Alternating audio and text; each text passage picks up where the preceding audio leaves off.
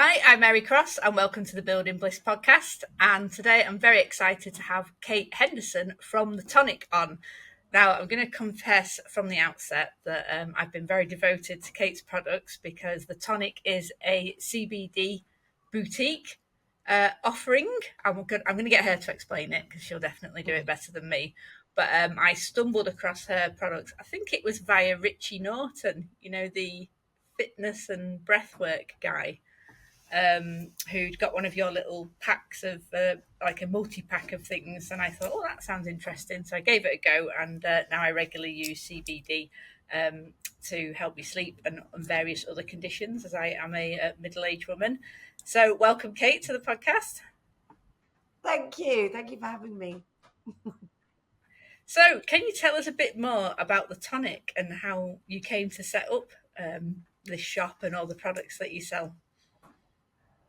Yeah, I'd love to. So it was early 2018 actually, and it was me and a friend of mine whose brother had MS, and cannabis is incredibly good, especially the THC, which is the controlled substance, is incredibly good for controlling spasms. So initially, her mother was having to go and buy cannabis from a local dealer, and she's a dear old lady in her late 70s, and so obviously totally illegal, but it was the only thing that would help him control his spasms. So that was very, very early on actually, and that was kind of where the conversation started, as to CBD is, in its therapeutic and medicinal properties, amazing, and has been used for thousands of years, and it's completely natural.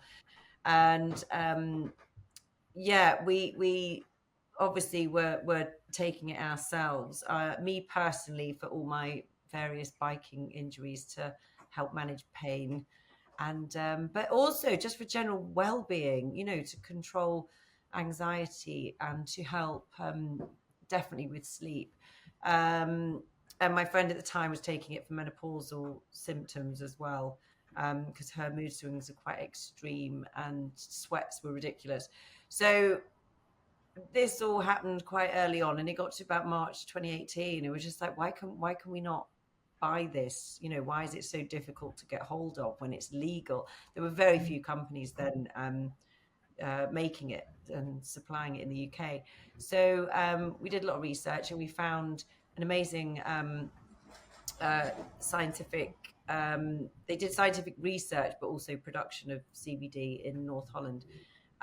So we teamed up with them to create the range that we have now, which has kept on developing. So we started, with classic CBD oils, and over the years we've kind of added, capsules and patches, even clit spritz. So very much being inspired by our customers to create products that are helping them with the whole array of issues that people have. And that's where we are today, really. So yeah, we've been going since about middle of 2018. Yeah, and can you explain? Because when I say I take CBD, everybody goes, "Oh, you're having CBD, you're getting high off it," and I'm like, "No, it's not that. It's not legal." So can you explain it? And also, because my understanding is that we have an endocannabinoid system in our body, and that's what it's helping Yes. to promote. So can you give us a bit of gen on that so that I can dispel all these myths that people keep saying to me? Absolutely. So the first myth to crush is, are you going to get stoned off it? Is it illegal? There's lots of different strains of cannabis, and they all vary in the compounds present. And one of the compounds, which I mentioned before, is THC. That's the one that's controlled. That's the psychoactive compound, which is going to make you feel stoned. It's very, very good for muscle spasms. So you can get THC in Sativex and Epidiolex through the NHS, only in certain areas, and that's for epilepsy and MS. But CBD in the UK has to have very, very low levels of THC, but it's practically nothing. And the only way to do that is to make CBD from hemp. So it's a strain of cannabis called Cannabis sativa L, but we know it as hemp. So the fibers get processed to make fabric, paper, filling for mattresses, hempcrete, which is like concrete blocks. Now there's a million uses for hemp, and that is what CBD in this country has to be made from, to ensure that the THC levels are naturally incredibly low. You could smoke a whole field of it, you'd never get high. Yeah. So that's what ours is made from, and it's grown organically in Germany and outdoors, so it's not using lots of electricity and such, by being grown in polytunnels and things.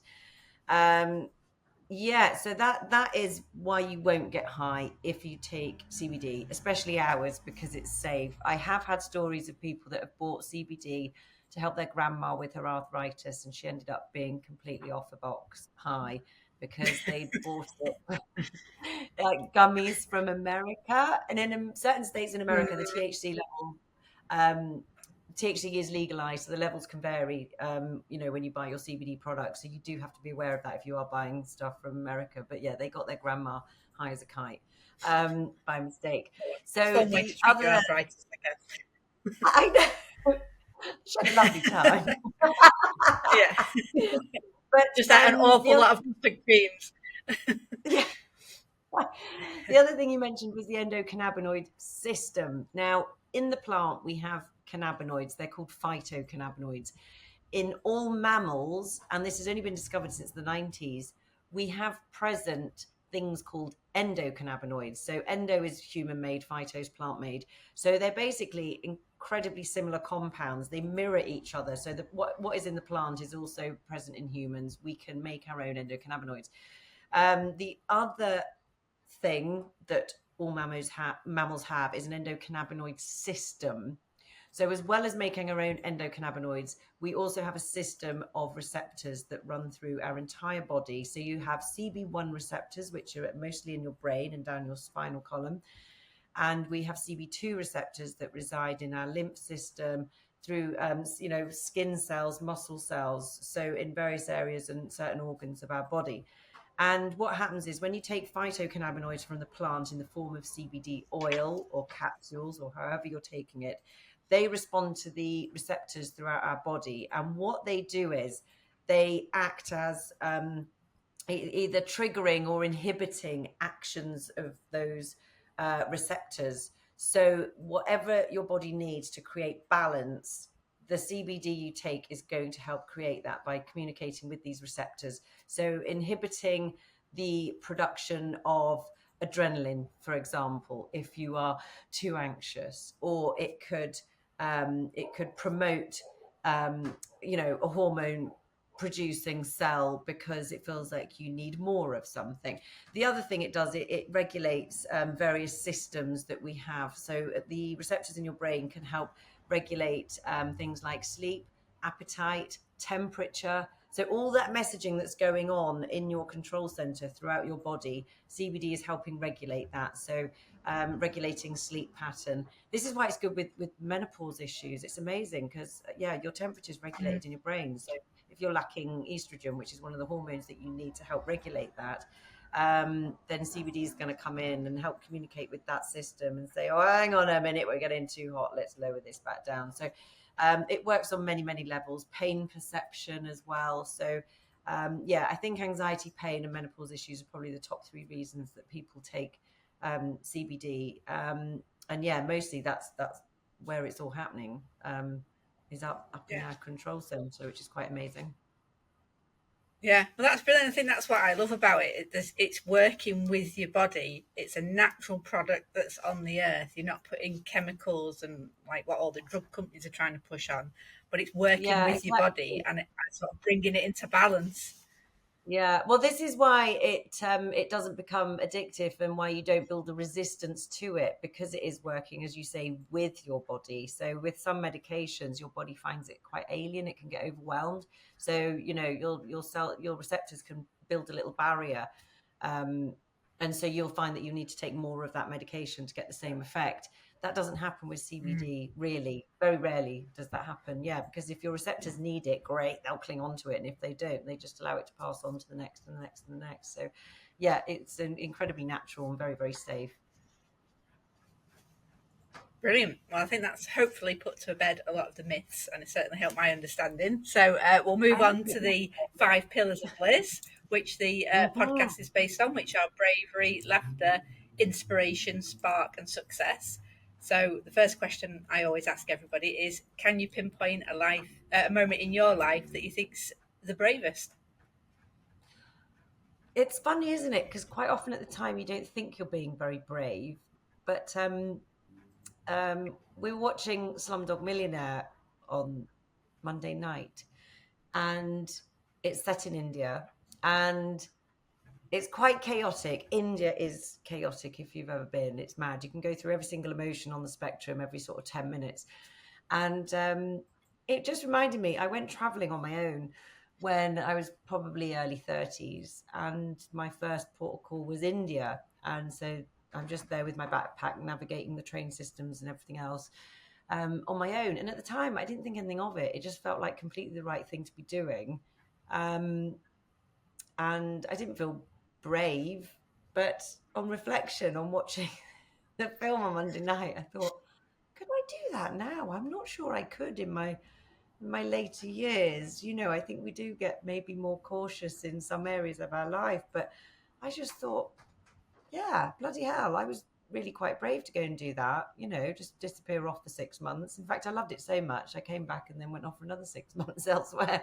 So yeah, I think that's probably my bravest, the traveling part. The other thing that somebody mentioned to me yesterday, because I was actually asking for a bit of wisdom from friends, because it's really hard answering these questions about yourself, but also setting up businesses like this, you know, like the dog cafe. I'd kind of worked in London in marketing for many years, you know, a career, um, and yeah, just scratch it all to do various projects, including, you know, the Tonic, and doing a dog cafe as well when I first moved up here. So again, I think that's, I suppose, being brave, because you're letting go of routine. You know, you're jumping into the unknown, because you really, as much as you can plan running a business or plan traveling, you still don't know what's going to happen. You know, you're still um, open to, you know, the various elements of life that can um, cause various hurdles. So yeah, I think, yeah, traveling and setting up business. Yeah, well, I think I mean, I've never been traveling, so I haven't had that experience. And I think I would have been to like the thought of, I've just read a book actually about someone describing their trip through India. And just the thought of the chaos and the lack of order just makes me terrified of not knowing that, you know, you could get a seat on the train, or that Yeah, the journey she describes on a bus, and they just stop off and go to someone's wedding on this bus journey that they're supposed to be taking overnight. And I'm like, which is a fantastic experience. And I guess if you were young and in the yeah. moment, you enjoy it. But reading it, I'm like, oh, you know, terrifying.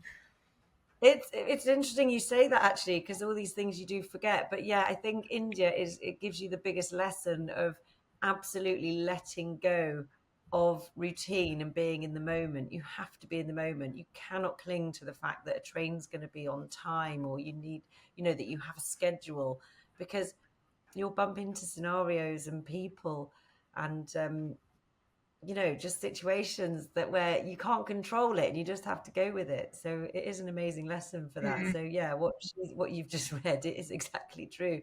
I ended up at yeah, somebody's wedding. It was really random.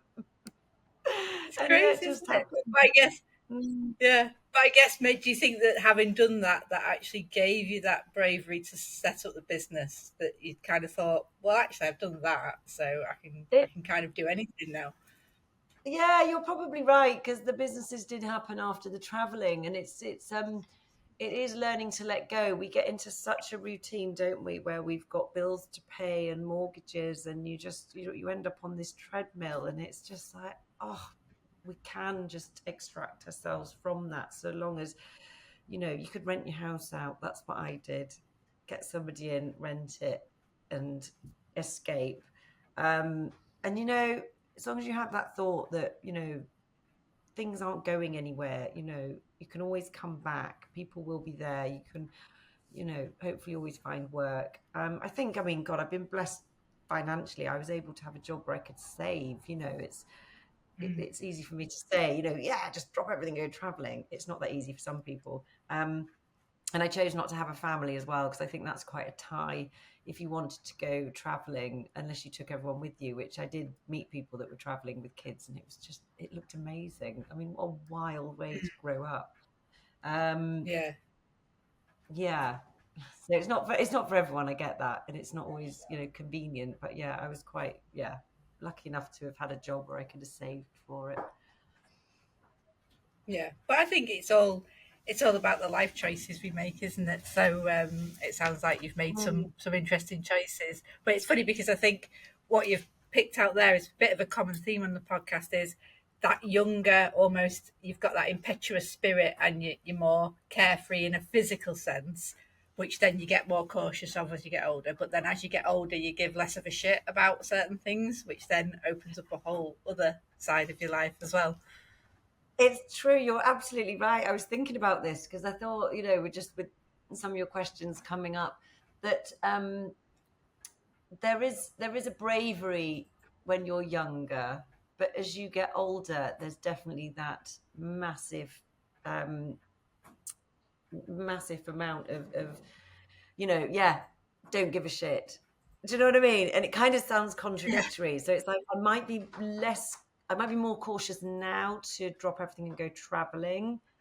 But then when it comes to, you know, myself and, what people think of me, how I allow myself to be with regards to how we're kind of, influenced by, you know, our surroundings, I definitely give much less of a shit.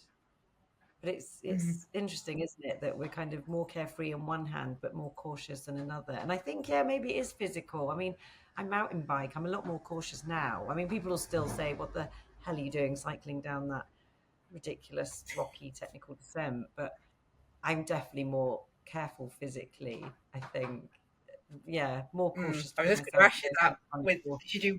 you do wild swimming and mountain biking, so you're slightly more cautious, are you, with the things that you attempt when you bike? Yeah, I think so. I mean, it might just be that you don't recover from injury quite so quick as you get older. And so it's more frustrating being injured, maybe. But yeah, I think Yeah, I think naturally there is an instinctive response to threat of physical, you know, anything physical. So, yeah, the threat of being injured, I think we know that we don't heal as quick or as well. We know that injuries will still be niggling us for a lot longer than they may have been. When you're younger, you bounce off things, don't you? And now you snap. yeah, yeah. Well, it is a common thing. I Mm. didn't realise quite so much how the menopause and the lack of estrogen affects your bones and the osteopenia, which is the precursor to osteoporosis. That's like Mm. 50%. I think it's 56% of women will break their hip like at some point just through that Is that what hormonal the change, percentage? Oh my something like that. god, Yeah, I know. that's It's quite terrifying. Well, frightening, isn't it? I've started doing kettlebells, which Nina got me into, and it's that weight bearing. As much as I exercise a lot, it's not my impact usually is me hitting the ground. Whereas with kettlebells, it's that weight bearing impact, which is great for keeping your bones and muscles strong, which is essential, isn't it? You know, Yeah, yeah, with menopause, yeah, you do start to feel more physically fragile for sure. And I think for me personally, keeping myself as strong as I can, as strong as I can be asked, I'm not mad on turning myself into Madonna or anything. I've still got finger wings, but do you know what I mean? Just for myself, I just want to feel fit enough and strong enough to be able to live around here. Basically, it's bloody hilly, and I live at the top of a yeah. hill, so I you should can't. say Kate lives in Hebden Bridge, so if you've never been, it's a beautiful place, but it is hilly. So yeah, and I think you It's do you really stomp and cycle over the moors from work to where you live as well. Yeah, totally. Yeah, cycle down today, which takes about 2 minutes to get here, but probably half an hour to get home because it's like that. Right.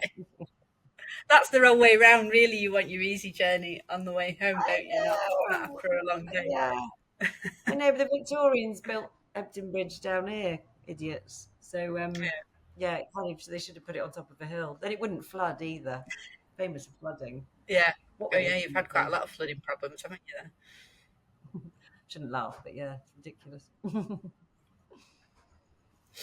So, well, moving on to laughter then. So that's the L. How important is laughter in your life and getting through the difficult times? It's massively important. I laugh at most things. I think I don't understand people that don't laugh. It's just, yeah, I grew up in a family that, laughter is very important and taking the mickey out yourselves. Um, and I think I do have a lot of very funny friends. I think, yeah, for me personally, laughter is essential. I can't imagine life without it, really. It's crucial. Mm. But And again, what do you do to get to laughter? what do I do? Yeah, to be honest, most things make me laugh. Just to go back, we were talking about India, and that chaotic life there. There again, you get taught an amazing lesson there because they're very funny and they laugh at all sorts. And you could be in a situation where you think personally, the way that we've been brought up in our culture, that um, you're looking at a situation that you might feel really uncomfortable with and might be quite heartbreaking to witness, and they'll laugh at it. It's very much, and you do find, like, my family are very northern working class, and quite challenging upbringings from both sides of my family, really. Mm. But I'm not kidding. The humor that they have, it's amazing. And I think again, it's that part of survival. I think, what is it like? I'm definitely middle class now, and obviously working in London and stuff. Everyone got really serious. Why are you so serious? It's almost like the more middle class you get, the less you find things funny. Stop taking things so seriously. There's you got to put things into perspective, and I think, yeah, definitely, my upbringing taught us that for sure. Yeah, Yeah. don't Well, we were bullying people. discussing this last night. Actually, I was giving a talk, and we were saying about the number of comedians that the North and the Northwest in particular has generated. Some of the best comedians: Victoria Wood, Peter Kay, people Oh, like that, yeah, Sarah Millican, Carolina yeah, Hearn, all brilliant. And it is. I think there's something about having perhaps a bit of a tough upbringing, and that you do have to find some humour. Otherwise, you'd be very depressed if you couldn't see the bright side in things. absolutely. I think that's it. I think the more challenging your life is, the more you reach out for humor. Um, it keeps people bound as well. I think that's a very important thing, especially in the working classes. That sense of community and solidarity, and it's very much bound by humor, I think. So yeah, it's Mm. definitely filtered from them into me for sure. Yeah. So when did you were you brought up in London or did you move down for work? No, I was brought up in Hampshire. So both my parents are from Lancashire. My dad was brought up in a chip shop in Blackpool, and mum was from a tiny little small holding outside Bolton in Edgeworth. And my dad got a posh job. He worked for I suppose it turned into the post office, but it was like pre-British Telecom days, with the proper. My nana worked in one, where they answer the phones Oh and you have right, to yeah. move. Yeah. What were they called? The delivering operators. Interchange. Was Um, it an interchange? yeah, so he got a job, kind of engineering down in the south. Ooh. And so my older brother was born up here. He was born at Preston Royal Infirmary, but me and my other brother were born down there. And um, because my mum and her sister, my nan, their mum, and her whole family were they worked in the mills from about the age of sort of 11 or 12, and my nana made it to HR, so she managed to get off the factory floor, and she Wow. was adamant that my sister and her mum would should do well in life, and to do that you had to speak posh. So they were beaten with a big stick to pronounce all their T's that said things proper. And anyway, so that kind of made she that was instilled in her, that belief. And so with us growing up, we were very northern when we were very little. But by the time we went, primary school and things, we were speaking very differently to how we initially spoke. But mum definitely influenced the way that we spoke, because it was, you'll only do well if you sound a certain way, which is such a shame, isn't it, to kind of shirk your your dialect and your accent, which is your identity for that area. But I sound like this. And then obviously then I worked in London for a long time, and it does influence you. You do feel like you have to be a certain way to kind of be accepted or taken seriously as well. But I'm back up north now, so I can be as daft as I want. Yeah, Don't care do what you anymore. want. Well, yeah, because I moved to London when I was 22, and I was working in the Ah, legal industry. Yeah, and I definitely softened my northern voice in those kind of scenarios, and I thought I had to be a it's very interesting, certain isn't way. it? But now, if I find someone being a bit dismissive because I've got a northern accent, I'll lay it on really thick as I can. And because they do, there's a massive assumption that northern accent equals thick person.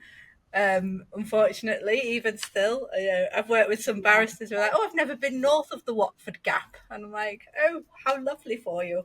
Um, Ah, so, oh, yeah, they're it's missing out. interesting, isn't it? Oh, So you've always got like a split personality there, haven't you, with your northern roots, but then that yeah. London I experience. do I do find my accent, diverging and converging. I generally converge, so whoever I'm speaking to, I might get super northern if it's, somebody with a very broad Lancashire accent. And then again, if I'm talking to somebody London, I might start talking like this. And I can't help it. It's just with growing up, with very northern parents, but then very southern, like Hampshire, friends. So Mm. and then obviously going up north and visiting family, and so I was very good as a kid. I could do all the accents from different areas of Lancashire, because Blackburn's very different to Preston, very different to, you know, like Rochdale. You kind of pinpoint the different areas. I'm rubbish at it now, but um, yeah, yeah. Yeah, I love that. So moving on to inspiration, then, who or what do you get your inspiration from, and who's inspired you over life to get to this point? I really struggle with this one because I'd like to say, oh, it's my mum, or it was I don't know, Patti Smith. But I think you definitely get in. I've been influenced by many, many people in my life. Many, everybody influences me. But I think really when it comes to, you know, the source of inspiration, I've got to say myself, everything's come from me, that drive to actually make change, to do things. I can be inspired by many, many things, but the biggest, you know, I think the biggest source of inspiration, yeah, it sounds really, I don't want to sound arrogant, but it kind of is. It's like there's influences, but yeah, the big inspiration, I think, is from within. Yeah. Well, I don't think that is arrogant. I think that's just a problem we've got with ourselves of actually acknowledging our strengths sometimes, isn't it? So I think Mhm. it's really good. I think that shows a lot of self awareness to go, well, actually, I'm the driving force, and it is good to have that internal driving force that pushes you on. So we are very. I hate the word resilient because it's bandied around a lot, but were you quite resilient? I'll call it plucky. Were you plucky as a child? Did you throw Mm. yourself into everything even then? Or is that something that you've Well, developed as yeah, you've got older? I'm the third child. You kind of like, by the time they get to number three, you're pretty independent because, like the Mm. first child gets totally mollycoddled, don't they? And he still does. And then, yeah, by the time the third one I'm comes free. along, we're the best. But there is, so I've always been quite independent. I'm fiercely independent. I am, and I've just always had that thing of very much relying on myself. I love being there for others. I really, really do. I think I'm more comfortable, you know, looking after others than allowing people to look after me, for sure. So, yeah, Mm. always been, yeah, fiercely independent. Mhm. Mm. So, in that case, then, how would you like to inspire other people with what you've done? And I know people, this gives people the ick sometimes asking this and like, oh, I'm inspirational, but I think we can all inspire others. So, how would you like to inspire others, either through your work with the tonic or your whole attitude to life? Yeah, I think I I'm very much a just get on with it person, and I think there are people around me that um, do say, this sound no, yeah, but there's one of my friends in particular. She's like, "How do you do it? You just do things, And so for her, she sort of says that I inspire her in that sense of just being able to you know, don't bugger about, just get on with it kind of attitude. I think with and that's just my general outlook on life, and how I am, just get on with it. But I think with work, definitely, and again, I think Nina helped me kind of forge this response really, but it's just how we are ethically and morally. I mean, this does carry on through my life, but definitely with work. I mean, we won't compromise with the quality of our product. There are people out there making a lot of money from CBD. We're not, because we don't want to change the way that we make our products. We want to make sure that they're produced in a way that is as ethical as possible, environmentally conscious and such. And we also, and I hope you have experienced this, but we love looking after our customers. We are always here on the end of a phone or an email. We don't want to see anybody having a bad time, either selecting it, taking it, or even down to the delivery service. We want to make sure that everything is as good as it can be to give everybody the best possible experience and to feel loved and to feel like we genuinely care, because we do. So I hope that we can inspire other businesses, to be that way, because I think there's an awful lot out there, especially with the internet and such, which um, I think we're just losing that authenticity. And I think customer service is so crucial these days, especially with our products. We generally attract, people in their later years, and we still have customers that send us a card and a check. They don't use the internet. So we want to make sure that we're as accessible to them as possible, because there's so much of online shopping is anonymous, and we don't want to be like that. So hopefully we inspire other businesses and people, to know that, there still are companies out there that do genuinely care and look after their customers. So hopefully, yeah, that can inspire. Yeah, definitely. Well, I certainly have felt the love, and that's why I called in when I came to Hebden Bridge to say hello, because, like you say, I've always felt very well looked after, and I think that is really Yeah. important, because there's so many companies out there pretending to do these things, pretending to be ethical, pretending to be green. Oh, let's stick a Mm, rainbow flag on our logo because it's Pride Month, but we're financed by countries that are killing gay people. It's that kind of pretending. So I think it is inspirational to find businesses that have kept their ethics, and it's not all just for profit. So I think that will definitely inspire other businesses. I hope so. Yeah. Yeah. Yeah. So moving on to Spark then. Now Spark we've discovered has quite a lot of crossover with inspiration, but I'll let you define it, but I define Spark as like you get up and go on a daily basis. So what gives you your spark to jump out of bed and jump on your bike?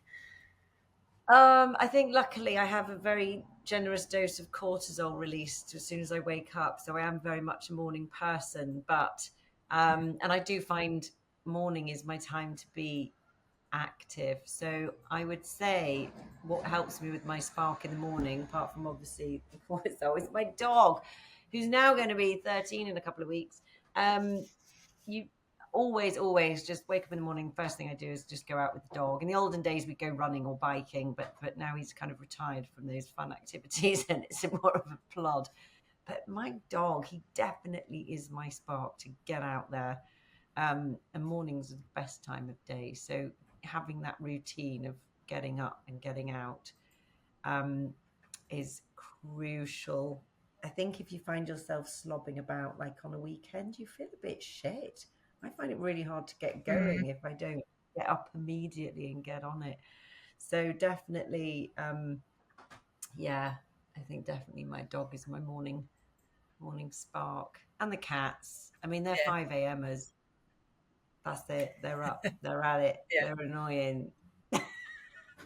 yeah. I'm a When you morning want to person. I love mornings. I just love the peace. I love the feeling that there's not many other people up, and like the days you've still got all the possibility of the day. And I do love the mornings definitely.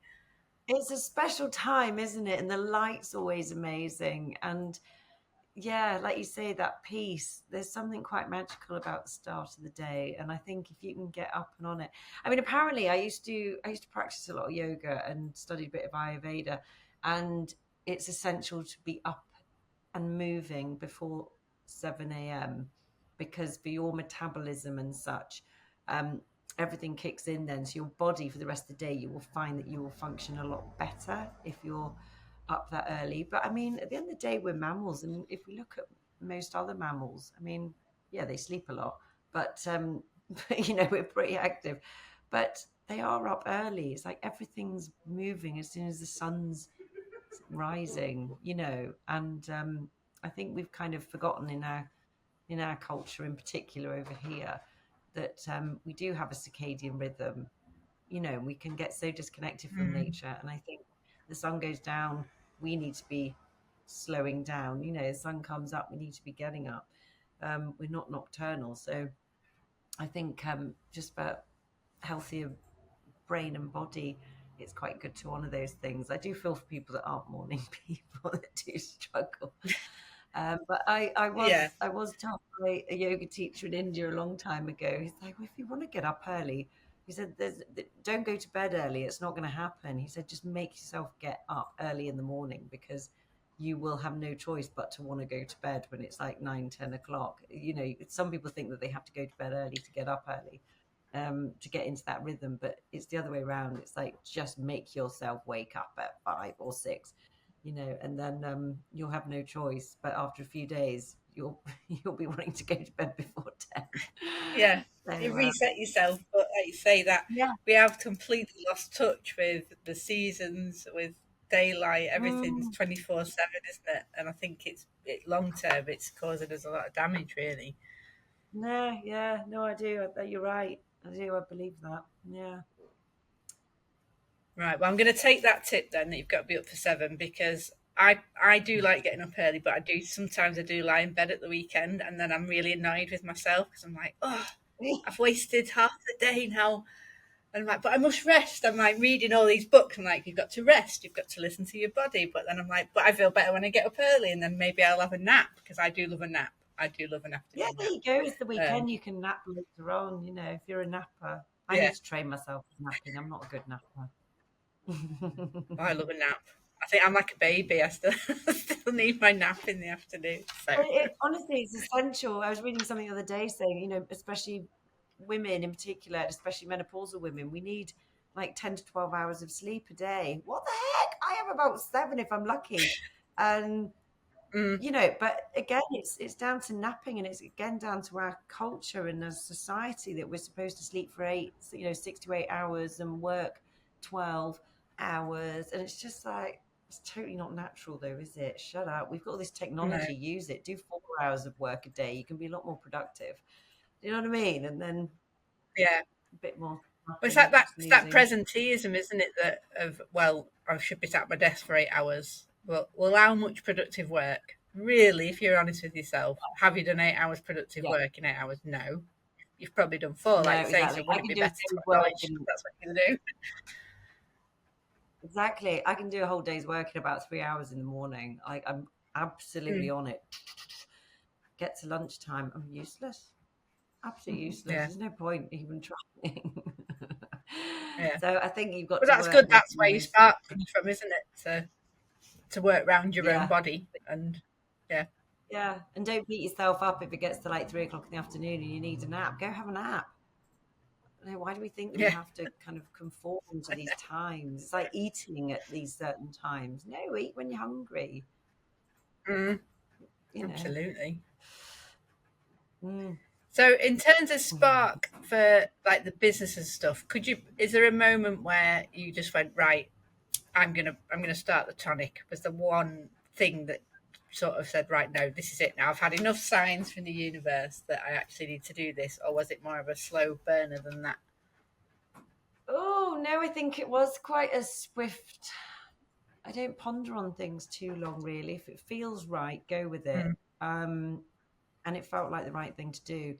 And I do get incredibly excited um, when it comes to branding, when it comes to customer experience. That's the thing that I really love doing, is creating something that can be the best it can be for people to have, so they can have the best experience. um it's the same with the dog cafe. It's like, I didn't want anything gimmicky. I wanted it to be really practical. I wanted dogs to have their own dog bowls. I wanted, the dogs to have their own beds. I wanted towels by the back door you could dry your dog off, not feel bad about having muddy boots when you come in because we've got stone and wood floor. We wanted a wood burner. We wanted, everything was thought about. And it's the same with the Tonic. It's like, this works for us, we need to share this.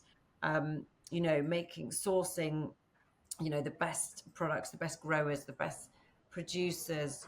How can we make this look beautiful? I want people to know that they feel that they're buying something safe, know that it's the best it can be. And I think that's, I think that's my spark, is pleasing people and delivering something mm, that really resonates with them, getting in their brain, getting in their psyche, getting in their sort of daily habits. How can we create something that they're going to be inspired by? So I guess I don't think there's a particular thing I can pinpoint that is that spark, but I guess it's the pleasing people and creating something that can inspire, that is, I suppose, the spark. It's not like a little explosion.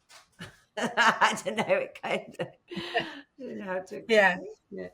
But yeah, that's I kind of know it my sounds to me it's like your motivation. override. It's passion. It's passion, true Yeah, passion for the thing that the outcome yeah, that you're trying to achieve. yeah. And I guess so, that, I suppose, that is what ignites the spark, isn't it? I guess is, yeah, that passion, Mm, passion to please, I think. yeah. So that moves us on nicely then to Oh, success. I didn't think about that one. So Oh, what does sorry, go on. success look like for you now? And has that Mm. changed over the years? Yeah, it's changed massively. Um, Obviously, working in London, I worked in the film industry, so I was quite blessed. It was quite a fun industry to work in.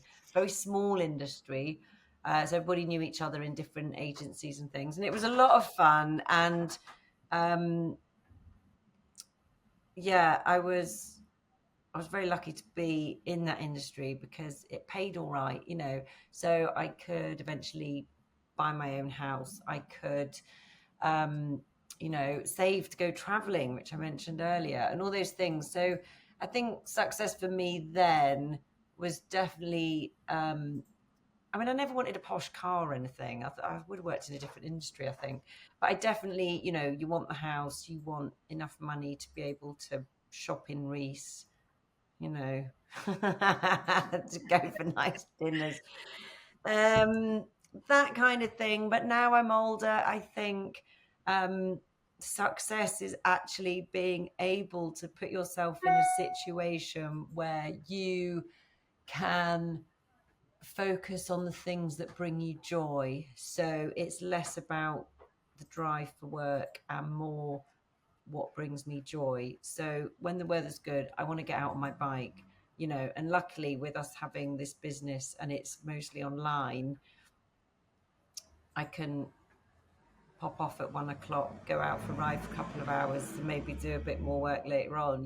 For me, that's success, is to have that flexibility to focus on the things you Mm. love, to have time to have people, friends and family to come and stay, to, have time to go and explore on the moors when you want to, have time to be able to give your friends the the time and love that they need. And I think be able to get to that position where work isn't the priority. It's great living up north because things do tend to be a bit cheaper. Houses are a bit cheaper, cost of living's a little bit cheaper. So financially, you don't need to earn quite so much. And also, you don't have to shop in Reese and look fancy when you live in Hebden Bridge. Everybody just wears goggles and walking boots.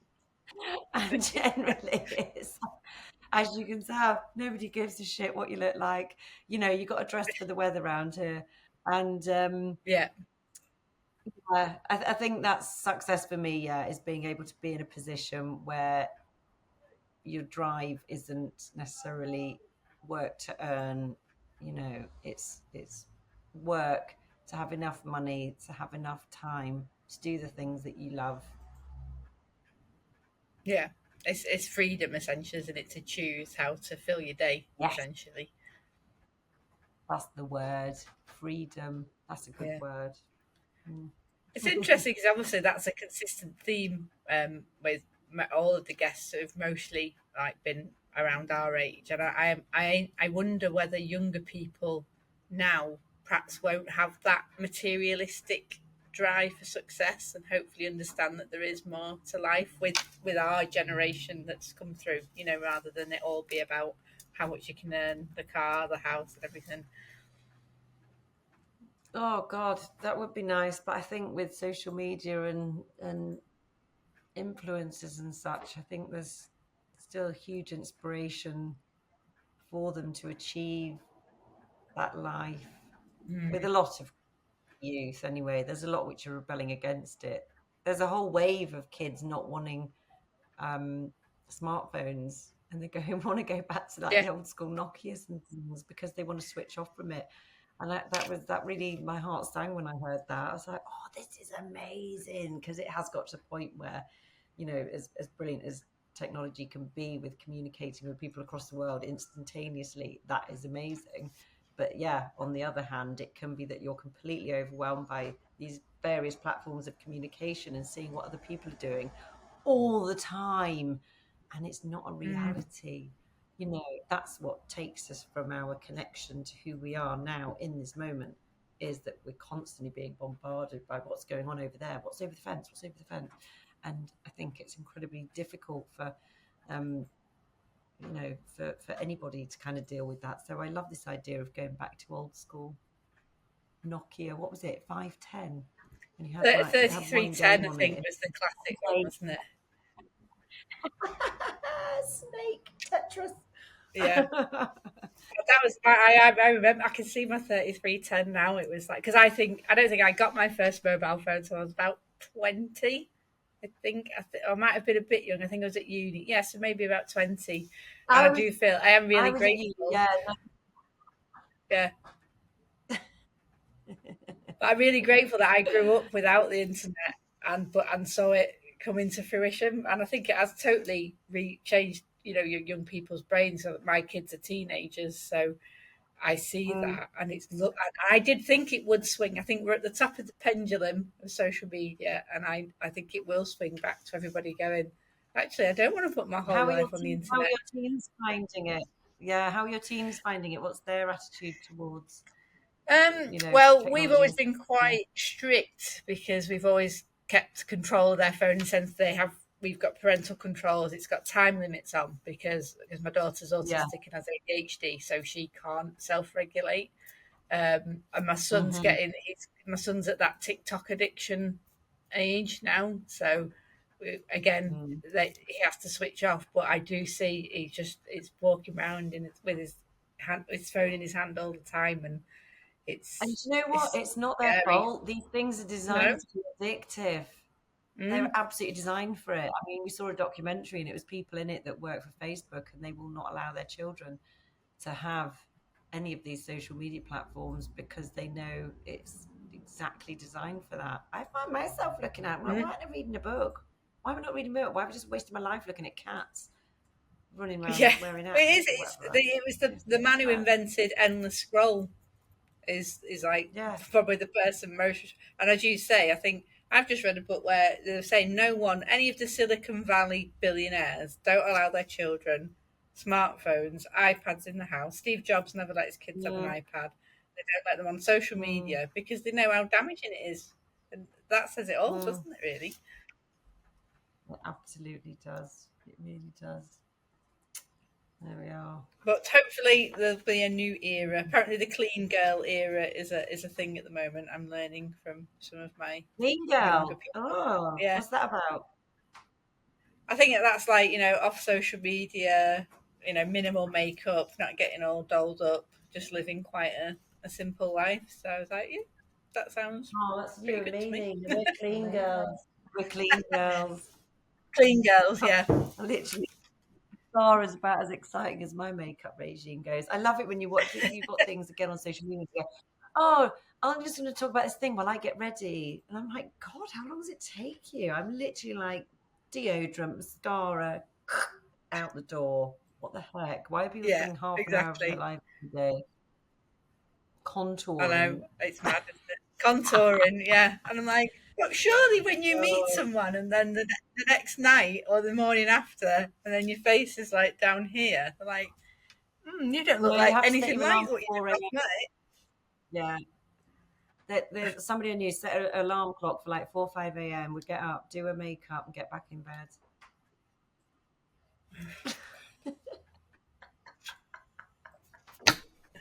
I can't imagine. Oh, It's just, oh, oh she needs dear. to be a clean girl.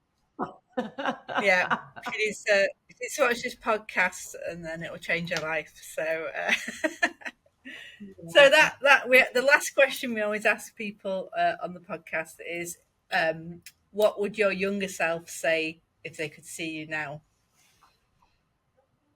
Oh gosh, I think they would say thank goodness for taking the pressure off me because of where I'm at in life and what my values are, and the fact that I really don't care about makeup and clothes and huge amounts of financial success. So I think that younger self that was actually very creative and um, was quite a contradiction of um, being very independent, but at the same time quite easily influenced, I think.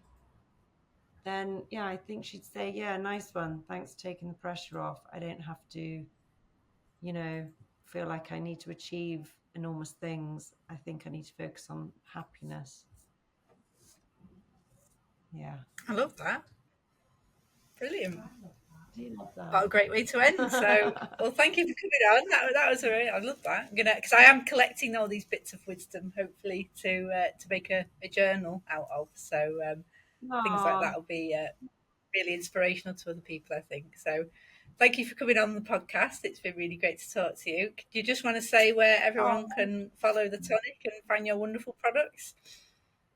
yes, you can go to thetonictribe.com, and we are actually in the middle of fancying up our website and our brand, so it's going to look a lot sexier in a few weeks. It needs a little bit of a refresh, but go there now, sign up to the newsletter because we send out nice juicy discounts, and we do free consultations if you want to have a chat with me.